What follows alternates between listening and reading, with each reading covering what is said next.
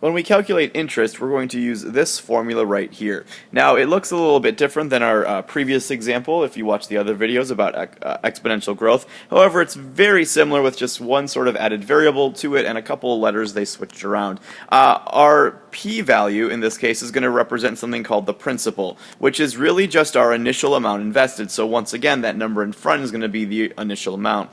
We still have that 1 plus as part of the problem, 1 meaning we always start with 100%. And we're adding to that because we're increasing something. R is still going to be our rate, and we remember that that always has to be as a decimal. N is the new part, so I'm going to skip over that for just a second. T is still time up there in the exponent.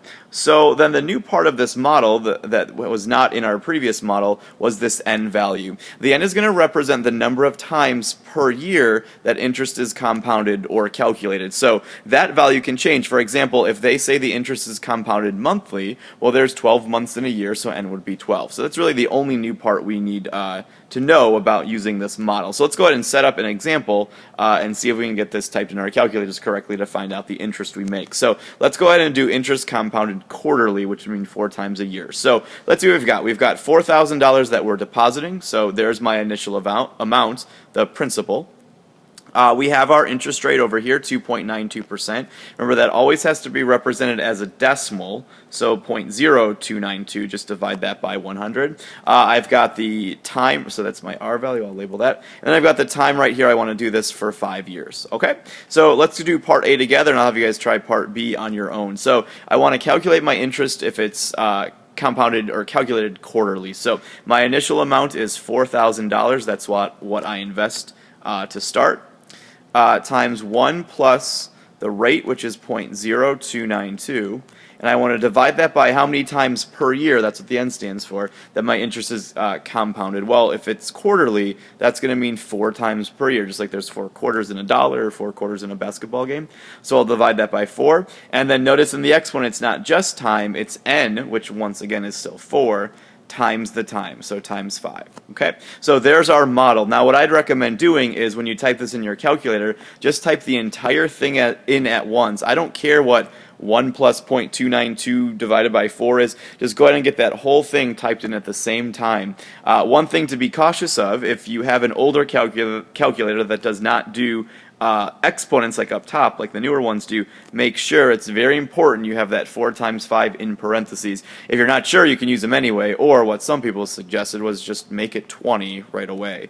Either way, I want you guys to pause the video, get out your calculator, and try to get this typed in just to make sure you come up with the same answer that I do.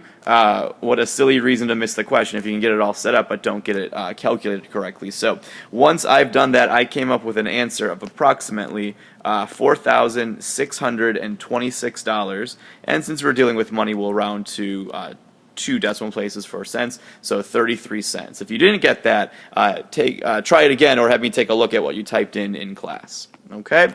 What I'd like you to do is pause the video and try to set up this second part, the daily part, on your own. Now in this case, the only thing that's going to change is my N value. Rather than calculating interest 4 times a year, if I'm calculating interest daily, we're going to say that N is 365. So go ahead and pause the video, try to get this model set up, and then also try to get it typed in your calculator. And if you let it play through, my work will pop up in just a couple seconds.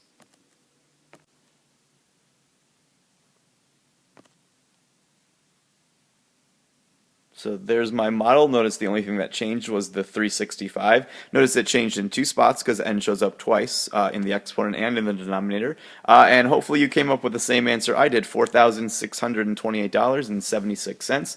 If not, go ahead and double check what you typed in or ask me in class. Maybe it was you forgot parentheses or under exponent. And notice what happened. When I compounded the interest more often, we went from quarterly to daily, the more often I calculated, the higher amount of money that I make. So I wonder what would happen if we compounded this not just daily, but maybe by the hour or by the minute or second. I should, in theory, continue making more money. And while that's true, it does turn out there's a limit that we reach. There's a maximum amount we could make. But that's a completely separate formula that we may take a look at in a different video.